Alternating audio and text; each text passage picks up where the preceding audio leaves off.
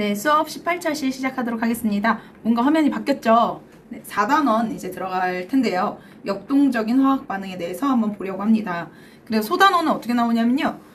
동적 평형 상태, 물의 자동 이온화와 pH, 산염기 반응, 산염기 중화 적정까지, 그리고 산화환원 반응과 또 화학 반응과 열의 출입에 대해서 얘기를 하는데요. 사실 동적 평형 상태나 뭐 물의 자동 이온화 이런 내용들, 그리고 또 뒤에 부분에서 열의 출입 같은 경우에는 작년부터 이제 교육과정이 바뀐 거죠. 그래서 그 전차 시에는 화2에서 다뤘던 내용들입니다. 근데 그 내용들이 사실 산염기 반응이나 산화환원 반응과 연결이 되는 부분이 많기 때문에 여기가 내려왔어요. 근데 그렇게 어렵지 않으니까 잘 따라왔으면 좋겠습니다. 네, 그래서 동적 평형 상태 수업 시작하도록 하겠습니다. 동적 평형 상태를 나타내는 그림이 있습니다. 이 그림으로 한번 살펴보려고 하는데요. 에스컬레이터가 V의 속도로 내려오고 있어요. 근데 사람이 올라가고 있네요. 그럼 우리가 멀리서 봤을 때 그 사람은 뭐 하고 있는 것 같아요? 위로 올라간다? 내려간다? 설명할 수 있을까요? 아니죠. 사람의 위치는 변하지 않고 그대로 있는 거예요. 그러니까 이 안에서 정지해 있지는 않은데, 그러니까 정적이지는 않은데 멀리서 봤을 때는 그대로 있는 것 같아 보인다? 이걸 설명할 수 있는 게 동적 평형 상태입니다. 그럼 동적 평형 상태에 대한 정의를 한번 살펴보면요. 동적 평형 상태는 다이나믹하대요.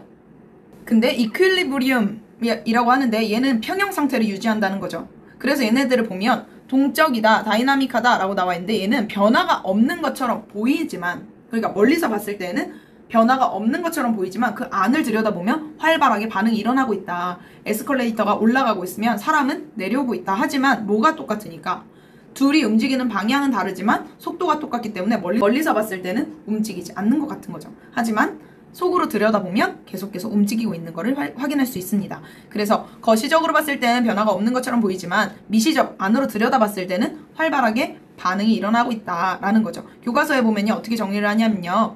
상평형이나 용해평형과 같이, 이거에 대해서는 뒤에서 배울게요. 서로 반대 방향으로 일어나는 변화의 속도가 같아서 겉으로는 변화가 일어나지 않는 것처럼 보이지만 이런 상태를 동적 평형 상태라고 한다. 중요하니까 네, 표시를 해놓으면 좋겠죠. 자, 그래서 상평형이 뭐냐, 용해평형이 뭐냐 이 얘기를 하는데요. 먼저 이 그림은요. 교과서에 나오죠. 상평형입니다. 상평형 상태인데 이게 무슨 말이냐면 처음에 우리가 얘는 이 플라스크 이름이 뭐게요? 바닥이 둥글다고 해서 둥근 바닥 플라스크예요. 둥근 바닥 플라스크가 있는데 여기에다가 원래 아무것도 없었던 그 플라스크 안에 증류수를 채워 넣었어요. 그런 다음에 뚜껑을 닫았죠.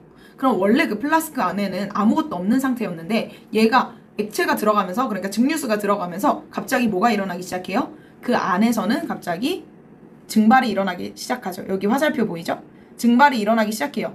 근데 증발만 일어나느냐? 아니라는 거죠. 증발이 일어남과 동시에 증발된 수증기가 다시 물의 표면에서 응축된다. 그러니까 다시 액체화된다 라는 거죠. 액화가 되는 상황인 거예요. 기화와 액화가 동시에 일어나게 되는 거죠. 근데 증류수를 채웠을 때 제일 처음에는 누가 더 빨리 일어날까요? 증발과 응축 중에? 증발이 더 빨리 일어나죠. 왜냐? 그 플라스크 안의 공기는 아직 수분이 없는 상태잖아요. 그쵸? 수분이 없는 상태이기 때문에 수증기가 계속 올라가는 거예요. 증발이 되는 거죠. 근데 어느 정도 시간이 지나다 보니까 증발이 계속 일어날까요? 아니죠. 그때서야 비로소 증발과 응축하는 이 속도가 같아지는 거예요. 그러면서 증발을 하고 있지만 응축도 하고 있는, 둘이 동시에 일어나고 있는, 그래서 여기 보면 화살표가 빨간 거 3개, 파란 거 3개가 있죠. 이렇게 속도가 같아지는 거예요. 이 속도가 같아지는 이 상태를 뭐라고 하냐? 상평형 상태다. 상이 무슨 상이에요? 얘가 페이즈거든요. 그 말은 무슨 말이냐? 고체, 액체, 기체, 이 페이즈를 얘기하는 거예요. 이 상태가 평형에 있다. 그러니까 이 안에서는, 이 플라스크 안에서는 액체 상태와 기체 상태가 평형을 이루고 있다. 상변화를 하다가 얘네들이 평형에 있다 라고 하는 거죠. 그러니까 증발하는 속도와 응축하는 속도가 같아진다. 그래서 멀리서 봤을 때는 증발도 더 이상 안 하고 응축도 더 이상 안 한다고 보이는 거예요. 근데 이 처음 플라스크를 보면 증발이 더 많이 일어난다. 이 얘기를 하는 거죠. 이 두 개의 차이를 알겠어요? 이게 처음에는 증발하는 분자수가 더 많지만 일정한 시간이 지나면, 이게 바로 직후에 이렇게 속도가 같아지는 게 아니라 일정한 시간이 지나면 더 다른 변화 없는 이상 증발하는 분자의 수와 응축하는 분자의 수가 같아지면서 액체의 양은 변하지 않는다. 그럼 여기서 질문. 플라스크 안에 처음 넣었을 때 액체의 양과 나중 넣었을 때 액체의 양은 어떨까요? 같을까요? 아니죠. 처음 넣었을 때 양이 있는데 거기서 미세하게 줄어들었을 거예요. 왜냐? 얘는? 왜 그런 거예요? 증발의 양이 처음에는 더 많았기 때문에 넣자마자는 증발이 더 많이 일어나고 증발하는 속도와 응축 속도가 같아지면 그때는 이제 액체의 양이 변하지 않는다고 보이니까. 그러니까 그 일정 시간이 지나고 나면 이제 그 앞으로는 액체의 양이 변하지 않겠지만 처음 시간과 이 일정 시간 지난 후에 양을 비교했을 때는 처음에 액체의 양이 더 많았다는 거죠. 그리고 여기서 하나 더 질문. 만약에 뚜껑을 덮지 않았어요. 그 열어놨으면 어떻게 됐을까? 그리고 공기 중에 그냥 방치를 한 거죠. 그럼 어떻게 돼요? 얘는 이제 그때부터 계속 증발이 일어나겠죠. 누구와 누구를 맞추려고 공기 중으로 증발하는 속도와 공기에서 액체로 응축하는 속도가 같아질 때까지 증발하는 거예요. 근데 그게 같아질 수 있을까요? 그냥 공기 중에 놨을 때? 공기 중에 놨을 때는 같아질 수가 없는 거죠. 왜냐? 너무 부피가 크잖아. 그죠? 그러니까 다 날아가 버린다고. 그러니까 일정 시간 지난 후에 멈췄을 때 보면 그건 이미 다 날아가고 더 이상 상평형 상태를 확인할 수 없을 거예요. 거의 대부분. 그쵸? 뭐 물론 이런 건 있겠죠. 그 안에 너무 습도가 높은 곳이라던가 하면 좀 남아있을 수 있겠지만 어쨌든 그런 특별한 경우 아닌 이상은 거의 다 날아갈 거예요. 그래서 우리가 꼭 뚜껑 닫는 걸 얘기를 하는 겁니다. 자, 그래서 이게 상평형이다. 액체와 기체가 상태가 평형을 한다라는 거죠. 그럼 여기서 봤을 때 상평형은 무슨 말이냐? 2개 이상의 상이 공존하면서 평형을 이루고 있는 상태. 물론 3개의 상이 평형을 이룰 때도 있어요. 고체, 액체, 기체의 상태가 평형을 이룰 때도 있습니다. 뭐 그거는 근데 그냥 온도만 바꿔준다고 되는 게 아니라 압력도 바꿔줘야 돼요. 그래서 그런 모습들도 있을 수 있다라는 걸 알아두면 좋습니다. 자, 그래서 얘는 액체의 증발 속도와 증기의 응축 속도가 같아서 대신에 멀리서 거시적으로 봤을 때는 변화가 일어나지 않고 서로 다른 상이 공존하고 있는 것처럼 보이는 거. 변화가 일어나지 않는 것처럼 보이지만 안에서 보면 계속 일어나고 있다라는 거죠. 됐죠? 근데 이번에 용해평형이다. 용해된다는 게 무슨 말이에요? 물에 녹는다. 그러니까 설탕을 과량 넣은 거예요. 용해도라는 말이 있잖아요. 용해도 이상을 과량으로 넣었어요. 그랬을 때 고체가 있고 액체가 있는데, 그러니까 물이 있겠죠?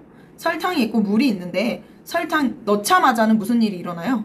왜 그런 거 본 적 없어요? 그 물컵이 있는데 거기에 설탕을 넣었어요. 근데 안에서 보니까 뭔가 아지랑이 피듯이 안에서 뭔가 이렇게 피어올라. 그게 무슨 말이에요? 용해가 되어가고 있다는 거예요.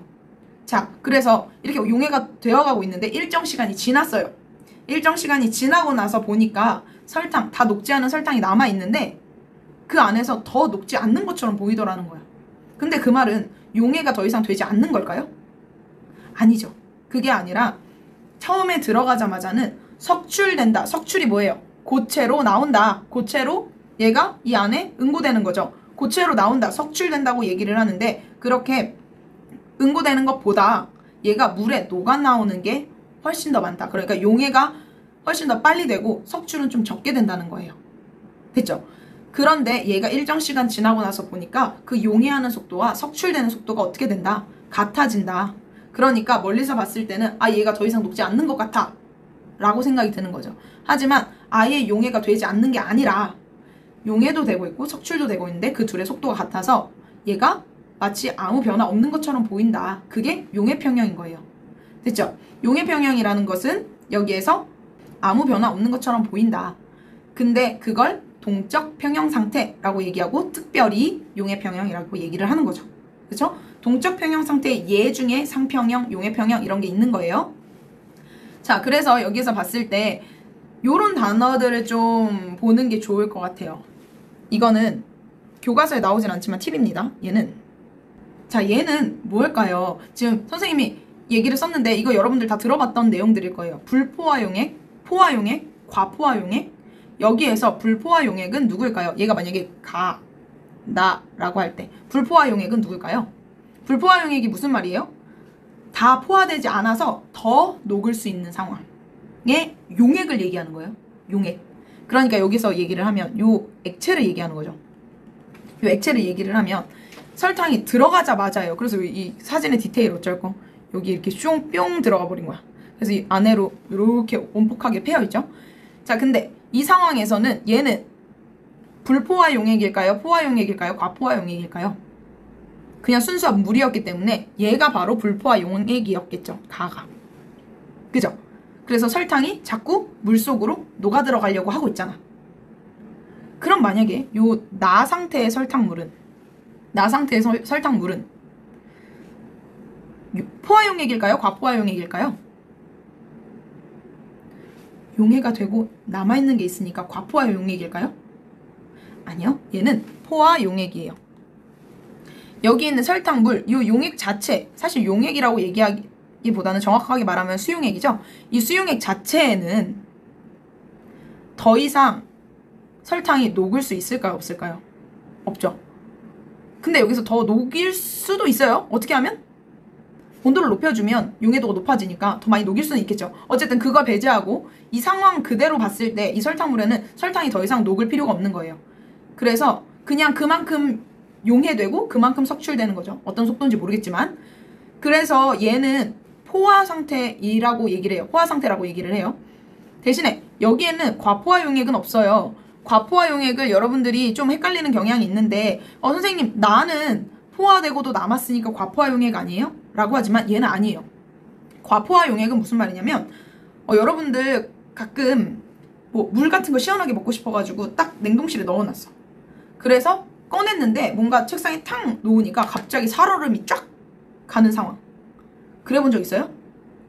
쫙 가는 상황. 그리고 아니면 예를 들어서 그거 있잖아요. 손난로 같은 경우에 똑딱 하는 손난로 있죠.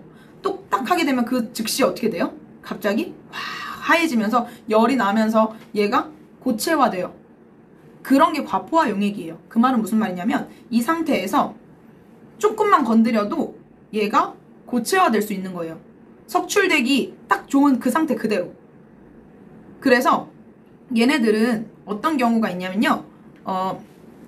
설탕물 자체를 얘를 많이 녹였어. 그러니까 여기에 지금 설탕이 남아있잖아요. 설탕이 남아있는 걸 다 녹이기 위해서 다 가열을 해서 얘를 다 녹였어요. 그런 상태에서 그대로 놔두잖아요. 그럼 온도만 시켜.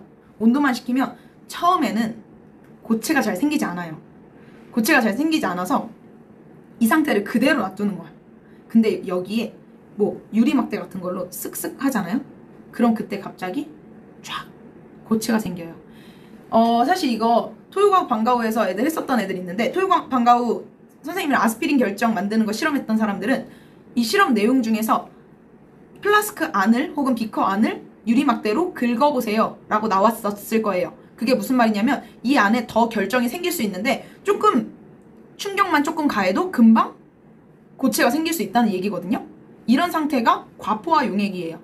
이 용액 안에 이미 너무 많은 애들이 포화되어 있어서 녹아 있어서 여기에 조금만 충격을 가해도 금방 석출이 되면서 혹은 응고가 되면서 얘네들이 고체화되는 그런 상황.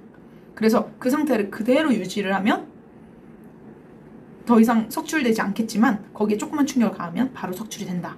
응고가 된다. 그런 용액 상태를 과포화 용액이라고 합니다. 잘 너무 헷갈려하면 안 됩니다. 여기 나 상태랑 과포화 용액은 달라요. 자, 그래서 이게 용해 평형이었어요.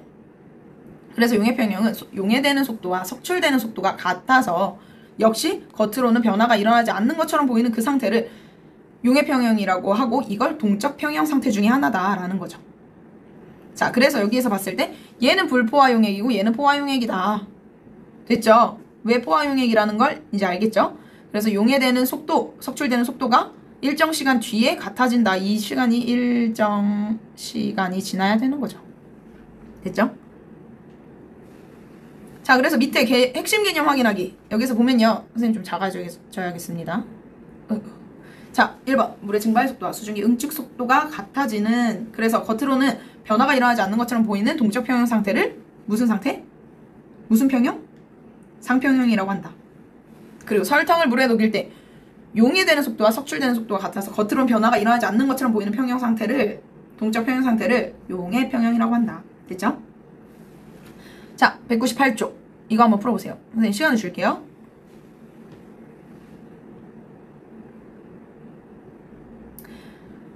이걸 그래프로 나타내보는 겁니다. 이거 스탑하고 한번 계속 보세요. 왜 그러냐면 스탑 안 하면 여러분 시간 길다고 선생님한테 또 뭐라고 할 거잖아. 그래서 보면 선생님 바로 진행할게요. 얘네를 뚜껑이 닫힌 용기 속에, 그러니까 이 상황, 에탄올을 넣고 오랫동안 놓아두었더니 동적 평형 상태에 도달했다. 이거 특별히 무슨 평형? 벌써 말해버림. 상평형 상태, 상평형이라고 얘기를 하죠. 근데 시간에 따른 액체 에탄올의 증발 속도와 응축 속도의 변화를 그래프로 나타내보래요. 단 온도는 일정하다. 온도는 변화가 없어야 되는 거죠. 다른 애들은 다 동일하게 놨어요, 상태를. 얘는 어떻게 되느냐? 얘는요, 증발 속도와 응축 속도의 변화를 생각을 해보는 거예요. 응축 속도는 어떻게 되는 거예요? 처음에는 제로였다가, 왜냐하면 시간이 지남에 따라에 얘는 속도를 얘기하는데 얘 제로였죠. 제로에서 응축 속도는 갑자기 이렇게 늘어나는 겁니다. 언제까지? 증발 속도가 같아질 때까지. 근데 증발 속도를 생각해보면 처음이랑 나중이랑을 놓고 봤을 때 어떻게 될까, 변화가? 증발 속도는요, 표면적과 온도에 대해서 영향을 받아요. 표면적이 넓을수록 증발은 액체 표면에서 일어나는 거니까 더 많이 될 테고, 근데 이거 지금 둥근 바닥 플라스크에서 봤을 때는 사실 증발 속도를 구분을 할 때 이 표면은 거의 같다고 보거든요. 물론 미세하게 액체가 줄어들긴 하겠지만 표면적 자체는 거의 비슷하다고 보는 거예요. 그리고 온도가 일정하잖아요. 온도가 일정해도 온도가 일정하면 증발은 일정합니다. 그래서 얘는 표면적도 변화 없고 온도도 변화 없으니까 이렇게 일정해져요. 어휴, 이거 갖다 줘야 돼요. 그림 너무 그랬다. 자, 그래서 얘는 증발 속도, 얘는 응축 속도가 되겠죠. 선생님이 다시 이쁜 그림 보여줄게요. 그래서 결국 우리가 포인트 잡아야 되는 건 뭐냐? 증발 속도와 응축 속도는 결국 일정 시간, 이 t 이후에는 같아진다. 그래서 얘는 상평형을 이룬다. 라는 게 중요한 거죠. 자, 다 지우고 정답 보여드릴게요. 정답은 요거. 시간이 있고, 얘네들은 응축 속도와 증발 속도, 그리고 일정 시간, 요 t에서는, 여기에서는 t 이후로는 동적 평형을 이룬다. 라는 거. 자, 그렇습니다. 자, 다음 넘어가 볼게요. 자, 그래서 이번에는 가역 반응에 대해서 한번 보겠습니다. 가역 반응은 뭐냐면요, reversible. 거꾸로 갈 수 있다는 거야. 거꾸로 갈 수 있다. 역반응이 가능하다라는 말이에요. 그런 리액션이고요. 얘는 이거랑 동적 평형 상태에 대해서 연결을 지어서 볼게요. 우선 가역 반응이란 말은 반응 조건에 따라서, 반응 조건이 있어야 돼요. 조건에 따라서 정반응, 그러니까 반응물이 생성물이 되는 반응, 그리고 역반응은 뭐예요? 생성물이 이제 거꾸로 다시 반응물이 되는 반응. 얘가 모두 일어날 수 있는 반응을 얘기해요. 그래서 예를 들어서 100도씨에서 물은 기화가 되기도 하고 액화가 되기도 하거든요. 그러니까 얘네 둘이 같이 일어날 수 있다라고 해서 요렇게, 얘가 정반응이라고 한다면 그 반대로 일어난 반응은 역반응이 될 거고, 얘는 어떻게 표현을 하느냐? 요렇게 어떤 화살표를 쓰냐? 얘를 써요. 그래서 한쪽 방향으로만 가는 게 아니라 반대쪽으로도 갈 수 있어 라고 해서 이렇게 표시를 하는 거거든요. 됐죠? 얘는 뭐 편의상 이렇게 표시를 하기도 해요. 자, 그래서 이 화살표가 양쪽으로 갈 수 있는 반응이다 라고 하는 건 정반응도 되고 역반응도 된다. 근데 그건 조건이 맞아야 된다 라는 거예요. 어쨌든 어떤 상황에서 역반응이 가능한 반응을 뭐라고 한다고요? 가역반응이라고 한다. 그래서 실험을 한번 보고 오겠습니다. 이번 시간에는 염화 코발트 종의 색 변화 관찰을 통해 가역 반응에 대해 알아보겠습니다.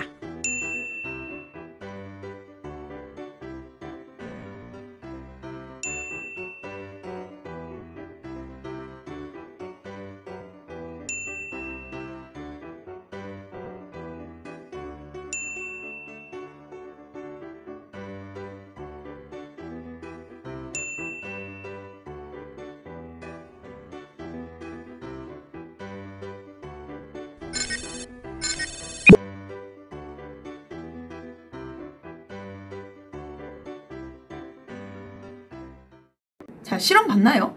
실험 봤는데요. 여기서 염화 코발트 종이에, 파란색 염화 코발트 종이에 물을 떨어뜨렸어요. 그럼 색깔이 어떻게 변해요? 여기 보이죠? 어떻게 변해요? 붉은색으로 변하네요. 그랬을 때 붉은색으로 변하는데 얘를 다시 드라이기로 말렸더니 어떻게 됐어요? 그 부분이 다시 파란색으로 변했대요. 그 이유가 뭘까를 얘기를 하는 거죠. 그러니까 염화 코발트 종이 안에 들어가 있는 그 종이에 입혀져 있는 어떤 물질이, 얘네들이 조건에 따라서 다시 분홍색 부분이 다시 파란색으로 변하는 건데요. 자, 이걸 정리를 해보겠습니다. 그래서 정반응은요, 반응물이 생성물로 되는 반응이에요. 그럼 역반응은요? 역반응은 거꾸로 생성물이 반응물로 되는 반응인 거죠. 그랬을 때 아까 봤던 영상을 정반응과 역반응으로 한번 나눠보도록 하겠습니다. 얘는요, 정반응이 어떤 애냐면요, 염화 코발트 있죠. 염화 코발트가 얘예요. 지금 COCl2. 요 CO 자체가 코발트잖아요. 코발트랑 염소가 두 개가 붙었어요. 얘랑 물이랑 만난다. 만났더니 이런 애가 생긴다. 얘네 둘이 결합을 한 거죠. 결합을 한 상태인 거예요. 이렇게도 나타냅니다. 자, 그래서 물이랑 이렇게 만났는데 이랬을 때 얘는 무슨 색이 되는 거예요? 얘는 지금 원래 푸른색이었는데 얘가 붉은색이 되죠. 붉은색이 되죠. 자, 그랬을 때 역반응은 어떻게 나타나느냐? 이렇게 물이랑 결합해 있는 상태에서 다시 물이랑 헤어지는 반응이 역반응이 되죠. 자, 파란색, 분홍색이 되고 역반응은 거꾸로 되는 반응이다 라는 겁니다. 자, 그랬을 때 얘는 다시 분홍색이 파란색으로 된다는 거죠. 그리고 얘를 이 상황에 따라서 정반응과 역반응을 합친 반응, 그걸 뭐라고 해요? 가역반응으로 나타낸다면, 이렇게 반응 조건에 따라 정반응과 역반응이 모두 일어날 수 있는 반응으로 나타내면 얘가 되는 거죠. 뭐야, 화살표가 막 밀렸어. 화살표 어떻게 그리는지 알겠죠? 다시 여기다 이렇게 그릴게요. 네, 얘가 된다. 대신에 그 상태는 계속 달라지는 거예요. 대신에 그 조건은 계속 다른 거예요. 자, 어쨌든 여기서 보면 파란색이 붉은색이 분홍색으로 되는 이 상태가 가능하다. 그래서 얘는 가역 반응이라고 한다라는 거예요.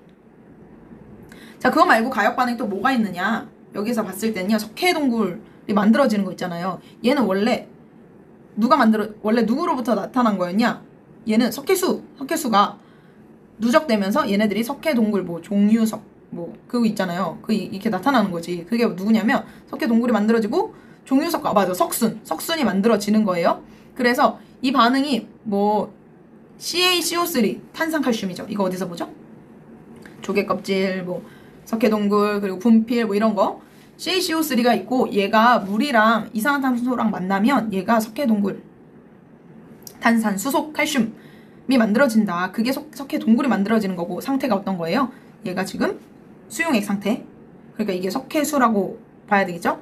그런 상태인데, 얘가 물과 이산화탄소를 떼어내면 다시 탄산, 칼슘이 만들어진다. 그게 종유석과 석순이 되는 거고, 석회 동굴 안에서는 계속 얘가 정반응과 역반응이 계속 만들어진다는 거죠.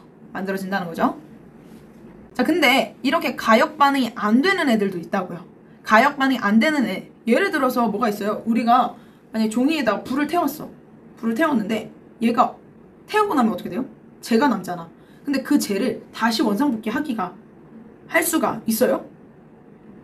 할 수 없죠. 얘는 어떤 조건이 주어진다 해도 다시 역반응을 만들어낼 수가 없는 거예요. 이런 경우들이 여러 개 있다는 거죠. 그게 뭐가 있냐? 연소되는 반응. 그리고 얘는 뭐냐? 금속을 산에다 넣으면 어떻게 돼요? 기체가 막 생기죠. 무슨 기체지? 수소기체. 수소기체가 만들어지고, 이거 통합과학에서 했던 거죠? 수소기체가 만들어진다. 근데 그렇다는데 수소기체를 다시 집어넣는다 한들 원래 아연이 만들어지느냐? 아니라는 거죠. 그리고 앙금 생성 반응이 일어나는데 여기에서 앙금이 다시 액체화 되거나 헤어지게 만들 수 있을까요? 없는 거예요. 그걸 비가역 반응 가능하다 못한다. 그래서 한 방향으로만 일어난다. 예를 들어서 탄소가 산소를 만나면 어떻게 되는 거예요? 누가 만들어져요? CO2가 만들어지죠? 이렇게 연소 반응은 비가역 반응이다. 그거 말고도 금속과 산이 만났다. 그래서 아연과 산이 만나서 이렇게 염화 아연과 수소 기체가 만들어지는 이 상황은 얘도 비가역 반응이다. 그거 말고 앙금 생성 반응. 이거 흰 앙금 누구지? 누구였죠? 무슨은? 염화은 기억나요? HCl 이런 애들 있죠? 자, 보면 식을 예를 들어서 보면 얘가 만들어진다. 그래서 염화은이 만들어진다 라고 하는데, 비가역 반응은 사실 이거 말고도 하나 더 있어요. 뭐가 있냐면 중화 반응. 중화 반응은 산과 염기가 만나서 뭘 생성해요? 물과 염을 만들어내죠. 근데 그 물이 다시 헤어져서 산이 되고 염기가 돼. 그러지 않는다는 거죠. 그래서 얘는 사실 조금 외워야 돼. 뭐가 있냐면 얘는 내가 중앙에서 연기가 난다. 이런 식으로 외우면 되겠죠? 뭐가 있냐면 중화 반응, 앙금 생성 반응, 그리고 연소 반응, 그리고 얘는 뭐냐? 기체 생성 반응. 그래서 중앙연기 이렇게 외워놓으면 돼요. 왜냐면 이거 말고는 거의 다 가역 반응이다 상황에 따라서 다르지만 거의 다 가역 반응이다 라는 걸 알고 있으면 됩니다. 그래서 사실 뭐 우리가 생각하면 알 수 있는 것들, 기체가 생성돼 버렸는데 다시 원상복귀 안 된다. 연소가 돼서 다 타버렸는데 안 된다. 앙금이 만들어져서 다시 헤어지게 하는 거 안 된다는 거죠. 그죠? 네, 금속도 마찬가지죠. 금속이 산에 들어가서 부식이 됐는데 다시 원상복귀 안 된다는 거예요. 됐어요? 자, 그래서 이걸 정리를 하면 가역 반응에서는 이 교과서에 나와 있는 부분이죠. 뭐 밑줄 치던가 표시해 두세요. 정반응과 역반응이 동시에 진행되므로 얘네들 반응과 생성물이 항상 같이 존재한다. 그래서 어느 정도 반응 조건이 일정하게 유지되면 정반응이 일어나는 속도와 역반응이 일어나는 속도가 같아져서 반응물의 그리고 생성물의 농도가 변하지 않는 것처럼 보이는 동적 평형 상태를 이루게 된다. 이게 중요한 거죠. 우리가 동적 평형 상태를 배우는 시간이니까 가역 반응과 동적 평형 상태는 이렇게 연관 지을 수 있다라는 거예요. 자, 그래서 이 내용은 핵심 개념 확인하기 알아서 한번 풀어보세요. 답은 띡띡띡띡. 네, 넘어가 봅시다. 자, 다음 장 2번 교과서 뒤에 보면 나와 있죠. 문제. 요것도 한번 풀어보세요. 네, 요거 다 알려줍니다. 넘어갈게요. 자, 그래서 가역 반응의 대표적인 예가 있습니다. 얘는 뭐냐면요. N2O4 사산화 이질소와 이산화질소라는 애가 있어요. 이 두 개가 있는데 얘네들이 가역 반응이에요. 근데 사산화 이질소 같은 경우에 무색이에요. 그리고 이산화질소 같은 경우에 적갈색이죠. 근데 만약에 얘네 둘 기체를 같이 넣어놨어요. 역시 둥근 바닥 플라스크 나오죠?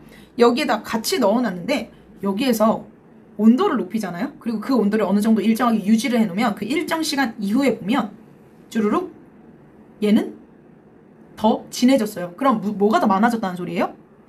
적갈색이 더 많아졌다는 소리죠. 그러니까 이렇게 정반응이 우세하게 진행이 되었다는 거예요. 얘는 그래서 온도를 높이면 얘는 정반응 우세 정반응이 계속 많아졌다는 얘기예요. 온도를 높이면. 그래서 적갈색이 더 많아진 거죠. 그런 다음에 그 온도를 유지하면 이 색깔 그대로 가만히 있을 거예요. 근데 원래 1번 상태에서 온도를 이번에 낮춰줬어요. 낮춰줬더니 뭐가 우세한 거예요? 이때는 역반응이 우세한 거죠. 그래서 역반응이 우세해서 무슨 색깔이 더 많아진 거예요? 무색이 더 많아진 거예요. 이쪽으로 더 많이 간 거지. 그래서 무색인 사산화 이질소가 더 많이 생겨서 얘네들은 색이 옅어진다라는 걸 알 수 있는 거죠. 그래서 처음에 1번 상태에서 온도를 높였을 때 그리고 온도를 낮췄을 때 이게 그때 상황이 달라진다. 그러니까 온도를 높였을 때의 동적 평형 상태와 온도를 낮췄을 때의 동적 평형 상태가 다르다라는 걸 알고 있으면 좋습니다. 이 문제가 많이 나오거든요. 그러니까 각자 한번 살펴보면 좋을 것 같아요. 자, 우리가 지금까지는 동적 평형 상태에 대해서 배웠는데 이제 바로 다음 교시에는 물의 자동 이온화와 pH에 대해서 한번 보도록 하겠습니다. 자, 수고했습니다.